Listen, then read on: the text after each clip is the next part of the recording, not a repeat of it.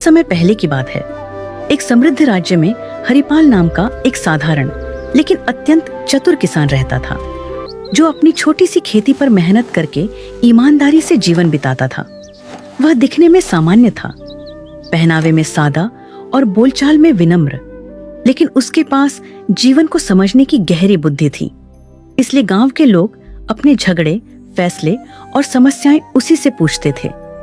उसी राज्य के राजा वीरसेन न्यायप्रिय और विद्वान थे, पर उनके मन में एक चिंता थी कि आजकल लोग केवल किताबों का ज्ञान दिखाते हैं, जबकि सच्ची बुद्धि बहुत कम लोगों में होती है।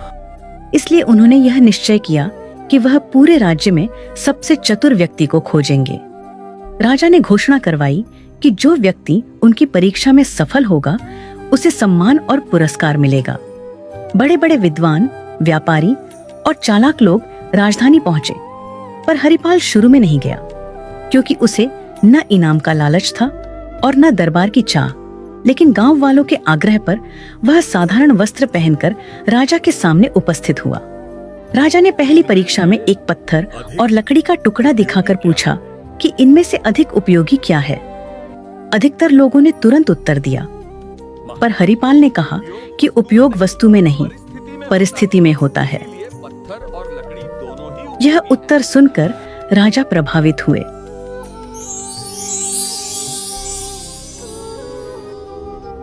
दूसरी परीक्षा में राजा ने पानी का घड़ा और सोने की थैली रखकर पूछा कि प्यासा मुसाफिर क्या चुनेगा। जहां लोग धन की ओर झुके, वहीं हरिपाल ने कहा, महाराज, जीवन रहेगा तभी धन काम आएगा। और राजा और प्रसन्न हो गए। अब तीसरी और सबसे कठिन परीक्षा आई। राजा ने आदेश दिया कि सभी लोगों को एक रात महल के बगीचे में रहना होगा और सुबह तक ऐसा फल लाना होगा जो न जमीन पर गिरा हो और न ही बहुत ऊंचाई पर हो। साथ ही किसी भी पहरेदार को नाराज नहीं करना होगा। बाकी सब लोग इस परीक्षा को नामुमकिन मानकर पीछे हट गए, पर हरिपाल ने हार नहीं मारी। रात भर सोचने के बाद हरिपाल को समझ आया कि राजा ने यह नहीं कहा था कि फल केवल पेड़ से ही तोड़ा जाए, बल्कि यह कहा था कि फल न तो जमीन पर गिरा हो और न ही बहुत ऊंचाई पर हो। सुबह होते ही उसने महल के बगीचे में लगे फूलों के पौधों और झाड़ियों को ध्यान से देखा। तभी उसकी नजर एक अंगूर की बेल पर गई, जो दीवार के सहारे छड़ी हुई थी। उस पर फल यानी अंगूर जमीन से ऊपर था, लेकिन किसी ऊंचे पेड़ पर नहीं।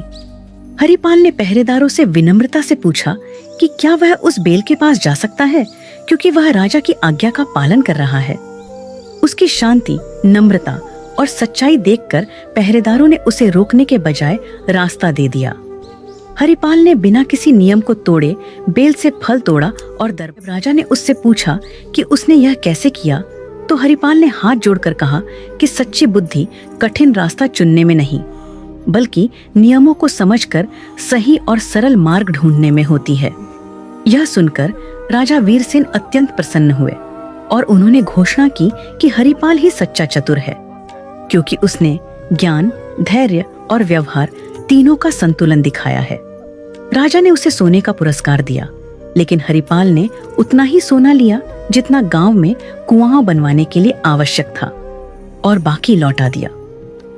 यह देखकर राजा ने कहा कि जो बुद्धि दूसरों के भले के लिए काम आए, वही सबसे बड़ी बुद्धि होती है।